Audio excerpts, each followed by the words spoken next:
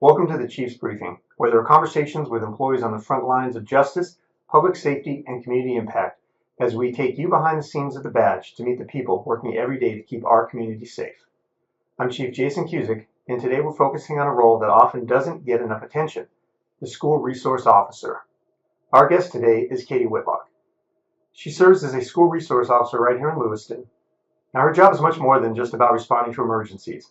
It's about building relationships with students, supporting educators, keeping campuses safe, and serving as a mentor for the next generation. And in our conversation, we'll explore what a typical day looks like for an SRO, the challenges and rewards of the role, and why having law enforcement in schools is about connection and prevention just as much as it is about safety. Now, as a light opener, Katie, first of all, I want to say thank you for taking the time to join us today, and I want to start our conversation with kind of an easy and fun first question. So what's one thing students might be surprised to learn about you? Yeah, thank you, Chief. One thing that is something that might be surprising is I've built several houses in my lifetime. Something I really enjoy, especially, is remodeling or refurbishing items. So it's kind of a hidden hobby that I've had. So you swing the hammer? I do. All right, well, you just gave me a great idea for, I'm going to call HGTV, SRO Home Improvements. Yes. And you'll be off and running. All right, well, so let's get into some serious questions now. So first I want to start with what inspired you to become a police officer, and then ultimately what led you to the role as a school resource officer? Yeah, so I actually was inspired to become a police officer on a couple different things, experiences doing ride-alongs. I rode with a seasoned officer. He kind of emphasized that something he had enjoyed and had been doing so since he was 21. He talked about a female officer hasn't even been on the workforce for a few decades. Um, I was ready for that and a change and accepted that challenge.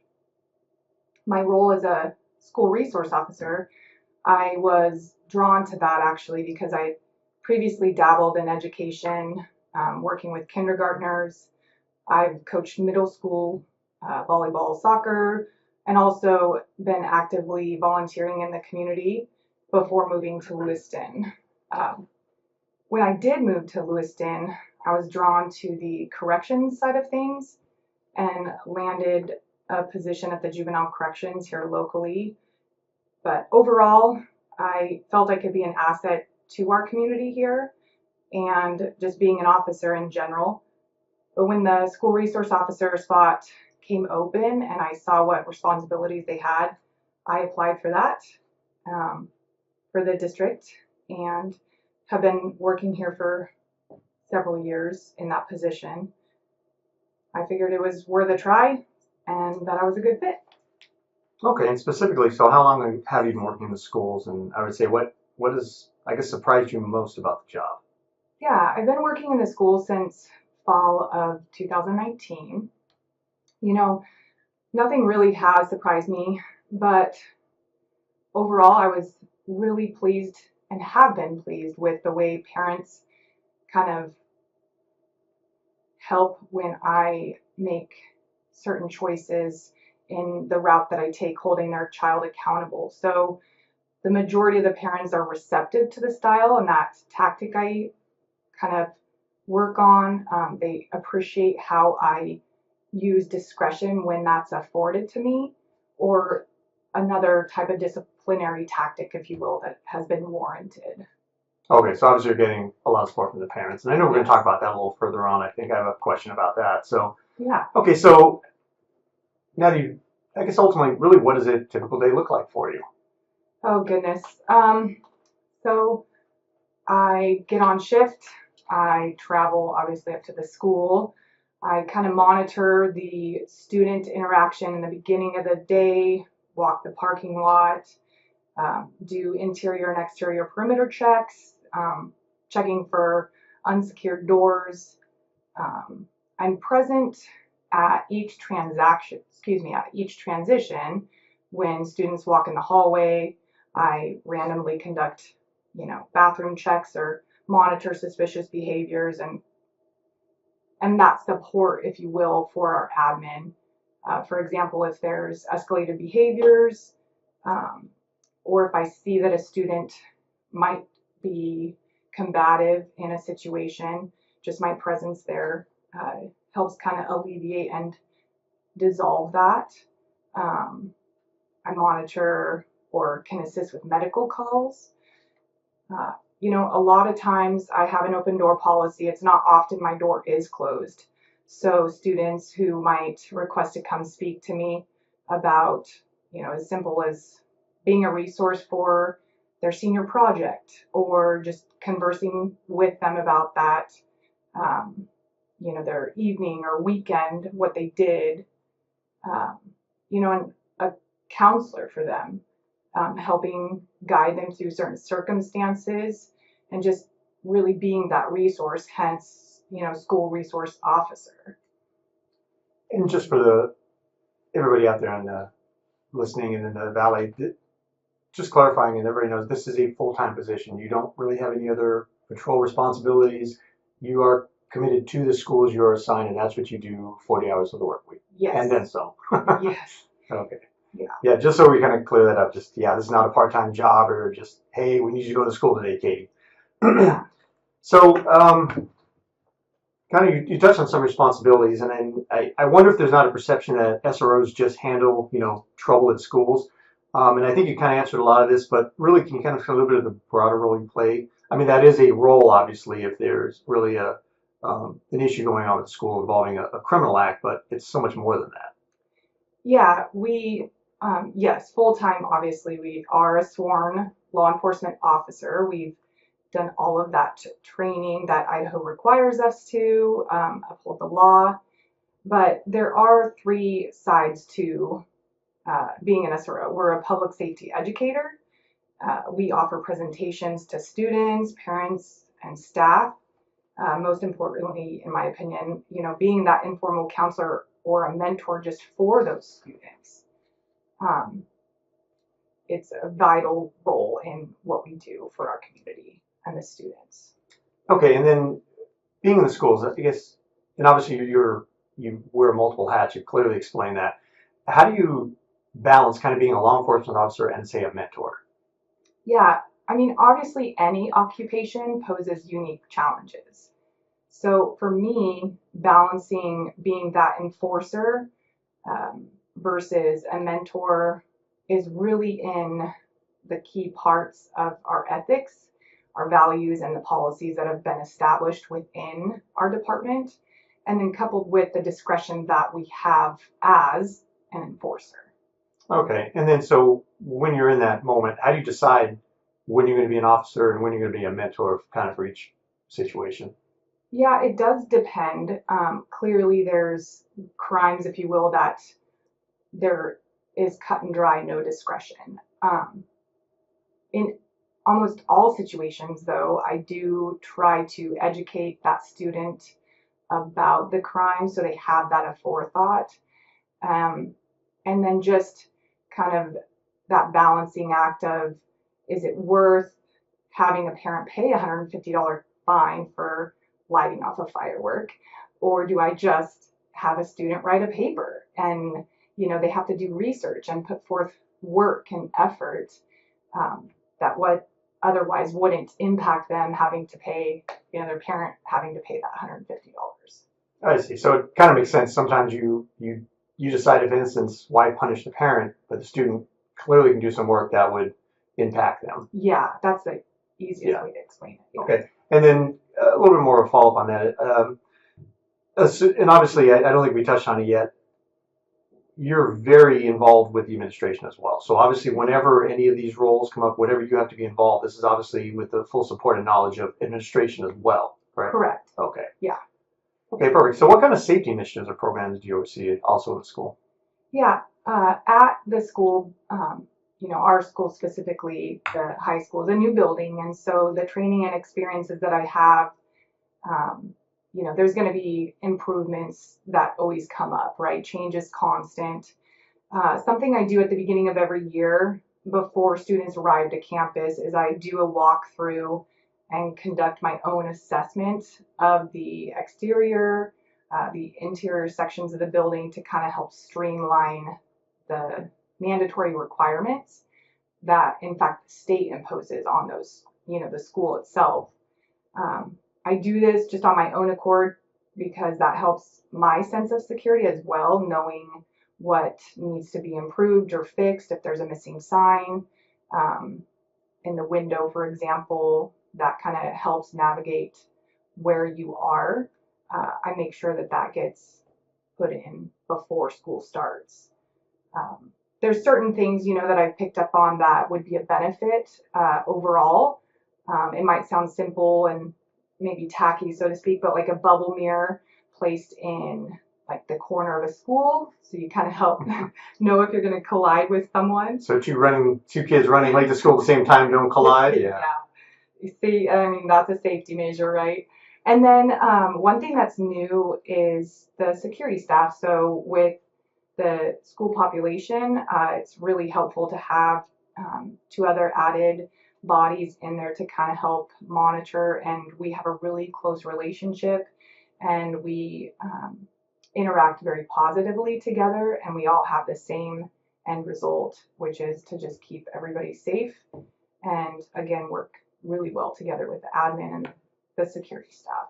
Okay, and with that, you kind of interesting moving to my next question. So, is with relationships inside the school and outside, how do you build trust with the students, especially ones that may be hesitant of law enforcement?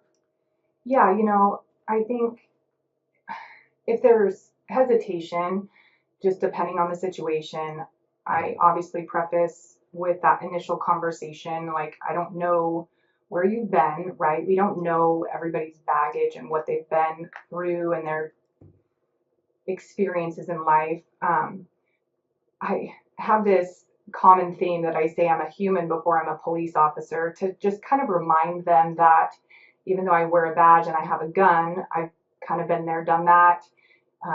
Even though I'm teetering on the older side of age, I do recall what my teenage self had done. And, if there is that opportunity, which I assume is along the lines of a perfect child, of course, right? Oh, yes. Perfect. No. But, if there is an opportunity where I can come back to them if they're not wanting to open up or build that relationship or rapport with me and they haven't felt they could trust me, I might just come back to that, or even offer another officer, or at another time, kind of just when they're ready. I don't force it, because sometimes that population, or at-risk students or whatnot, they naturally are hesitant. And so for me to push that doesn't build that trust. You just try to be as relatable as possible, and patient seems Correct. to be important traits. Yes, especially. Okay, and then so transitioning, say, to teachers. How do you play a role in supporting teachers, admin, and even parents? Yeah, well, with teachers, they don't miss work, right? So they are there on a daily basis, and they have, 150 plus students. So sometimes it's good for me to get into the classroom and break up the monotony and give presentations. So for example, I'll pop into health class and give a healthy relationships presentation. I'll even go into history and like go over the Bill of Rights and the amendments that are kind of key for these students to have knowledge of. So if they do contact a patrol officer, they kind of know what their rights are. But I encourage they be respectful as well. Mm-hmm. Administration, the behavioral issues, I try to kind of stay in the background because I don't want my presence, as we know, can escalate that. I'll be in the distance so they know that I'm there, but also just kind of helping navigate them through those reasonable suspicion situations, or like if a kid has done wrong, I might even pull video camera footage, deal with parking problems. There's a whole list of extracurricular things, football games, dances, other events. And for parents, like I said, they are a huge support, which, maybe some people wouldn't think.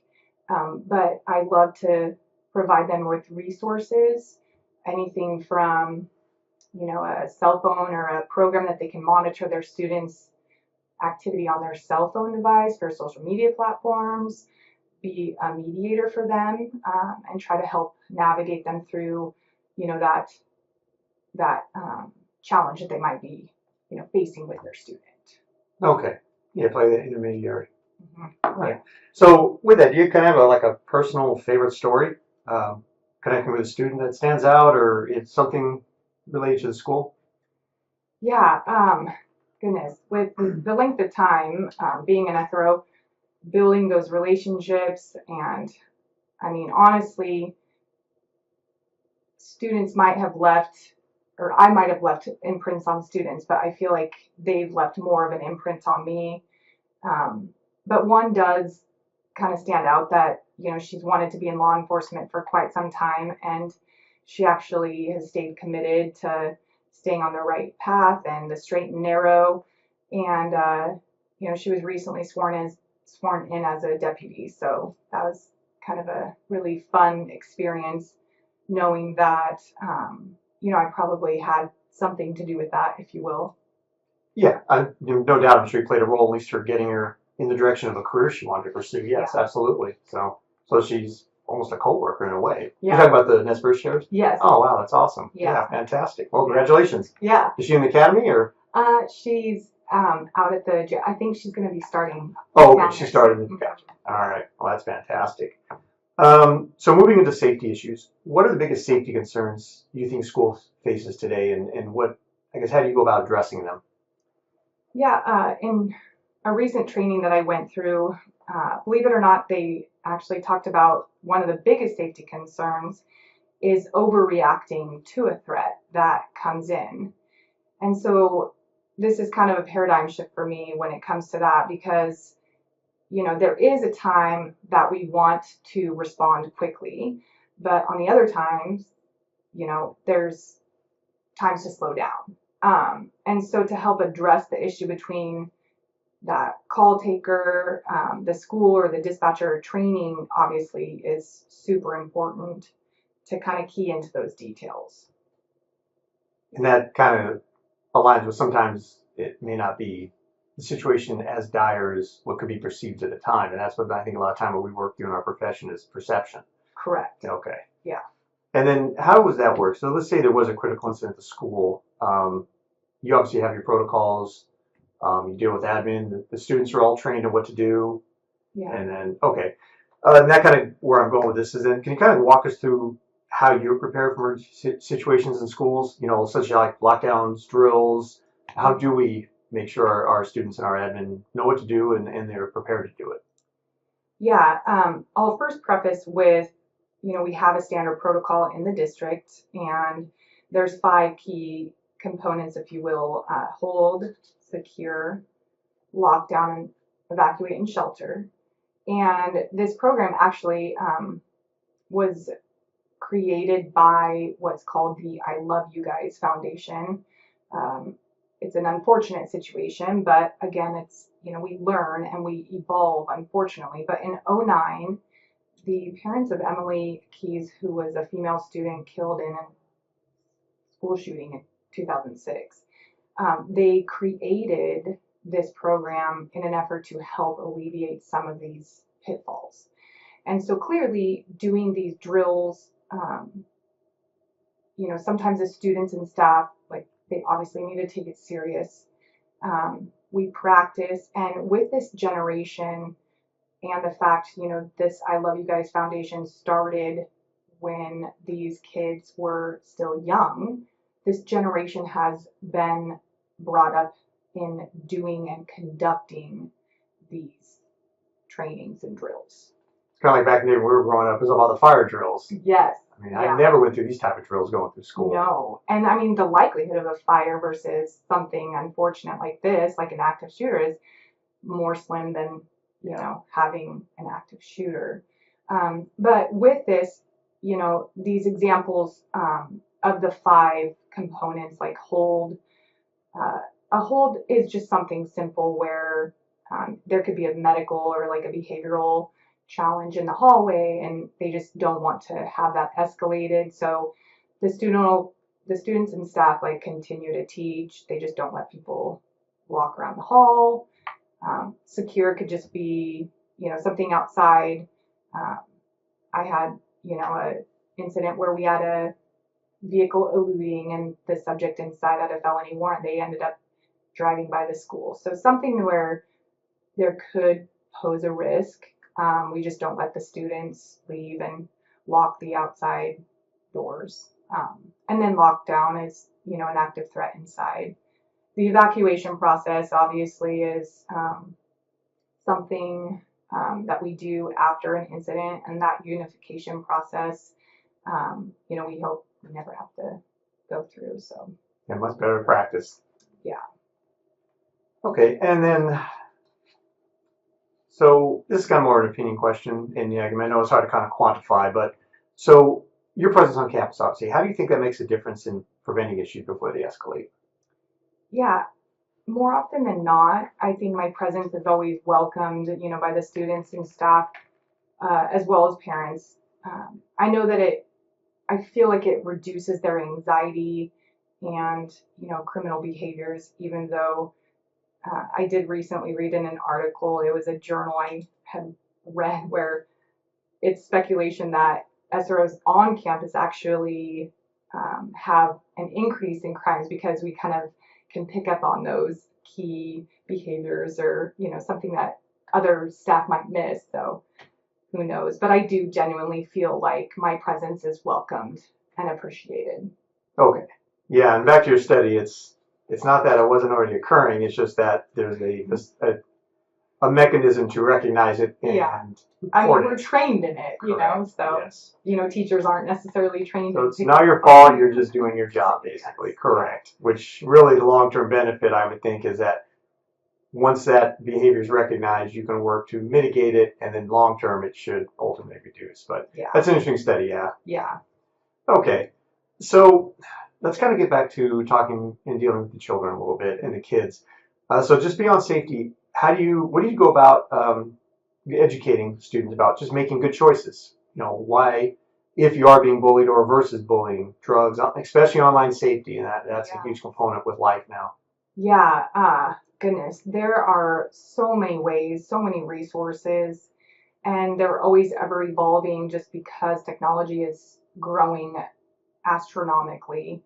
Um, One thing that I use often and continue to offer is NetSmarts, and NetSmarts is with a Z. It's an FBI website that they constructed. They edit and keep up with the times. It's kid-friendly cartoons and pre-built presentations for law enforcement or administration even who want to go over anything from stranger danger online, even oh goodness, like what to share online kind of presentations for anybody to use for their student. I've done even as young as second grade internet safety, but predominantly start in about fourth and fifth grade, where we discuss kind of like more PG-13 scenarios, and oftentimes the audience, the students know what we're referring to, which is unfortunate, but it gives us that opportunity to plant a seed with those students hopefully before anybody else can, and kind of talk to them about the uh, harmful things that internet can bring, all the while it is, if used appropriately, could be a huge benefit. Um, Even in fourth and fifth grade, we talk about, the effects of vaping. And we even kind of give them things to put in their back pocket of like how to get out of the situation because, kids have different personalities. They could be followers, they could be leaders. I'll tell kids like, just say that you're allergic, or, if like ask them kind of personally, like, have you had someone, die from lung cancer or something of that nature, to just get out of that situation. Because it's hard to walk away from who you think are your friends if you don't have that inner strength, if you will, to do that. And then I would assume this is obviously, you want the parent to partner with their children as they go through some of these programs. Because the conversation at home is, even not that you don't have an important conversation with you, conversation at home has probably been more important. And I think if you got a child hearing it from multiple sources, hopefully that would kind of, like you said, plant the seed to where they can advocate for themselves, because I think that's really what it's all about down the road, is having young kids grow up into adults that can advocate for themselves. Yeah, and that inner strength and confidence of doing that. And, the confidence too, we bring up in presentations, for example, like healthy relationships, like being able to say no to certain situations, what's healthy, what's not, when you're in a dating relationship or a friendship even. There's unhealthy relationships in different settings. I'm very personable when I do these relationships, again, to get that rapport and set that foundation of trust. I might just sit on the table with them and kind of just have an open conversation. And, I might ask if someone is in a dating relationship currently and kind of ask them what they do or don't do. And it actually renders really well with the audience. And I really feel they leave that classroom and that presentation with something that they had learned.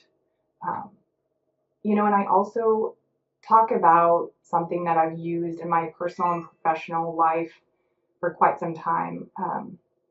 I want them to feel encouraged to kind of take a look back, and I ask them to think of the 3 C's is what I call them. Did I cause it? Can I cure it? Can I control it? And if they're no, then I just am kind of blunt with them, and I just tell them, like, get over it and move on. Like, don't take on other people's problems in an event that, you run into conflict in that relationship, or you're supporting your friend who's not doing so well.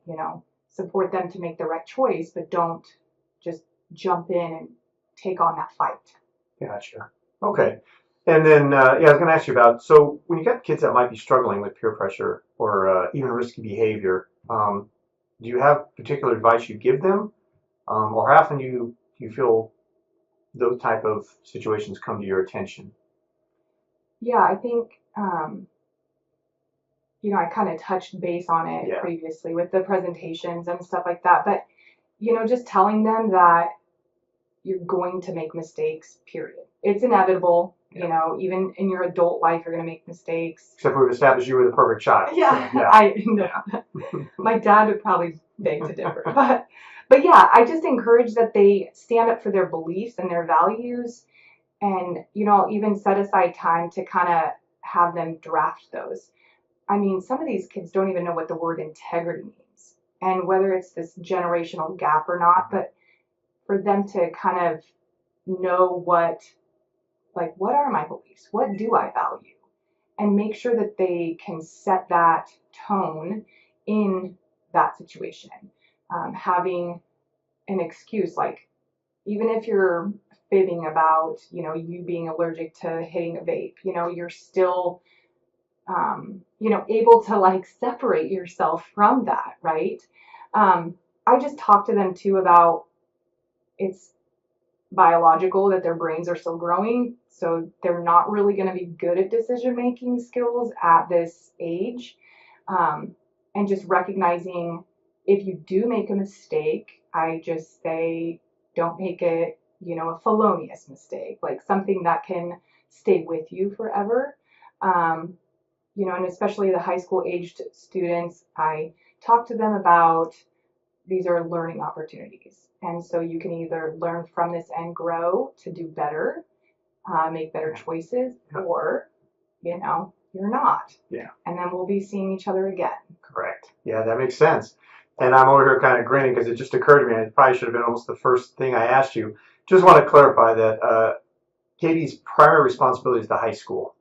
And then LHS, and then but you do visit one middle and one elementary school as Yeah, well, I had right? it. And yes, I have elementary, but I So we have these conversations about vaping and in relationships, and these are generally 16, 17, 18-year olds, not 5 and 6-year-olds. Yeah, but previously, yes, I've been at the middle yeah, school and working with the younger. I mean, I've worked with all of the yeah. ages, if you will. So Which I think puts you in interesting perspective now because you worked at Jennifer for multiple years. Now you're kind of moving up, those kids are yeah, are still with you, and yeah. yeah, And they do. I mean, that is a huge asset when it comes to that trust and that rapport building because I've known them for, 5, 6 years and I've seen them grow, whether they had matured, right, and used these learning opportunities or not. But it's really fascinating to see their maturity and when they have those aha moments. yeah, that's wonderful. Okay, anyway, so what would you think would be the hardest part about being a school resource officer? The hardest part about being an SRO. I think the hardest, it's also the most rewarding, are those relationships. Um, it's kind of a double-edged sword.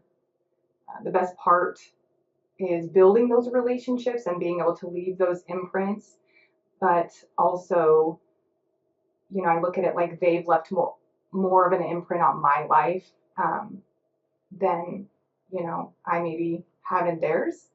Uh, in law enforcement, we are obviously subject to seeing a lot of trauma, more so than any other occupation um, besides, fire and EMS. But one thing that nobody really prepares you for is finding out when one of your students uh, that you've known for years had died. Um, you've literally seen them hours before and said, have a good night. And, just never are prepared for that. It's just a different kind of ache, I think. It is, and so the follow-up question that would be the most rewarding part. You kind of answered it, but it sounds like the best and the challenging part is it's emotion. Mm-hmm. You're building true human connections. It's Yeah. you mentioned trauma, it's right, and I'm sure even a lot of people have done ride-alongs. You'll go to a car accident, you'll go to a particular college just right there. Yeah. We may encounter those people again, but you're seeing these kids day in and day out. Mm-hmm. 180, 190 days a year, 34, now some 5 years. Yeah, it's just the emotion. Yeah. Yep. You hit that. You hit that for sure. So community. So how do you think having an SRO in school strengthens connection with police departments and communities? Because I know there's been some chatter around the country about maybe not having SROs any longer or transitioning to private companies. What would you say is the best part of having the SROs and having that connection? Yeah, I think we're our own unique law enforcement entity. It takes a special person, but I do feel appreciated by my cohorts, like detectives and patrol, and I think that it's invaluable for us SROs to have knowledge of our students, to know, the ones struggling, the ones at risk. If I get a call or an email about looking into this case or can you identify this student, it's kind of just a really streamlined approach in identifying that kid, getting to the bottom of that case, being able to just help them. Um, I know that, it does not go unseen and is genuinely appreciated by those other officers. I mean, and as far as the community, I see too that we are often able to diffuse situations. Or if a student discloses a traumatic event, we're able to be there because we have that connection. For the community, even though there's a small population, percentage, I should say, that make up our population, we are an essential part of helping cultivate our students, our younger demographic, to being good, law-abiding humans and watching them grow. So yeah, I think that in itself just strengthens our community overall, and that collaboration and synergy that we can get as a team effort. And actually, I like how you word that. It's really more of a team effort. And knowing that, police can be another resource, that's really what we do. That's really our primary responsibility, I think, for community safety, but also just being a resource to help. Yeah. So, and then, so about parents. So if they're concerned about safety, is there anything in particular you want them to know? I mean, obviously, it's easier said than done to like not worry about your child and their safety, but it's, I think, just remembering that we are there, and although I know that they do have concern for their child in different settings or whatnot, I just want them to know that there are security measures in place on campus. But what they really should do is talk to their student and have that open line of communication, encourage them to use resources, sitting at the dinner table, tell me about your day, kind of open-ended questions. It's kind of generic, but, I always say if I don't know something, I don't know. Yeah. And, it's just me, but there's other resources, because again, that confidence sometimes students lack. They don't want to tell someone.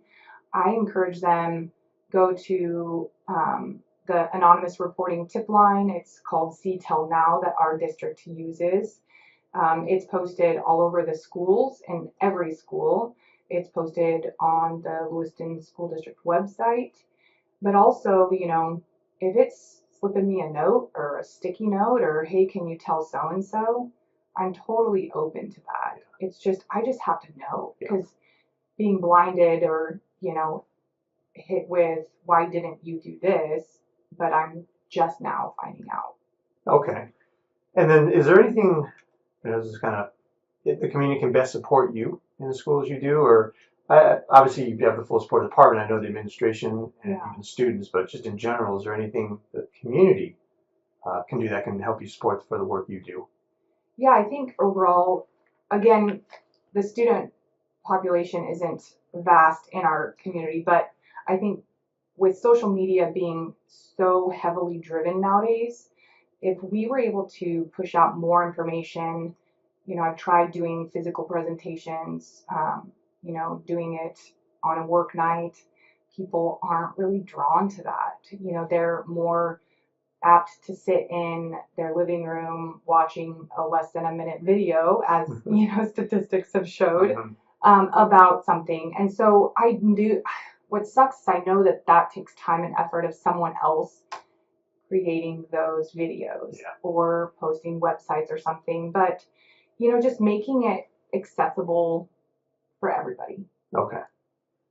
All right, so it's got a few more questions. So for students, if you could kind of give them one piece of advice that kind of goes beyond the school rules, what would it be? Yeah, I think just to remember situations are temporary. It's kind of a hard concept to grasp at this age because their brains, like I said, are still developing. Just remembering, a common quote, if you will, this too shall pass, right? It's a worthy and I think a valuable gesture for them, especially in their future endeavors as they become adults. Yeah. Okay. And then we've covered a lot today, but I'll just kind of give you the open-ended clean up anything you want to clean up kind of question. Is there one thing that you kind of wish the public maybe better understood about your role as a school resource officer? Yeah, I mean, they're pretty receptive, but in general, I think just knowing the proper SRO placed in a school, certain, characteristics and like their personality truly does impact the lives of the students, and just making sure that they understand and accept taking on the role of an enforcer. They're taking on a counselor, a mentor, and also educating them. And that's something I've really thoroughly enjoyed my time. All right, sounds like you basically just a strong partner. Yes. For the education and growth of all the students. Mm-hmm. Yeah. All right, so how can any parents, even teachers or students, reach out if they want to learn more or even get involved in any kind of school safety initiatives or even help you? Yeah, just know that there's plenty of resources out there. It's not what you know, it's who you know, and they are more than willing. If they're more than willing, just reach out or call, send an email or whatnot. Look into An email to different the school? either Yeah. or. Yeah, Okay. yeah. Okay, great. Well, that's about it for today's episode of the Chiefs Briefing. Thank you, Officer Whitlock, for joining us today and giving us a better understanding of what it means to serve as a school resource officer. So it's clear that this role goes far beyond enforcement. It is about mentorship, it's about education, and creating a safe environment where students can thrive.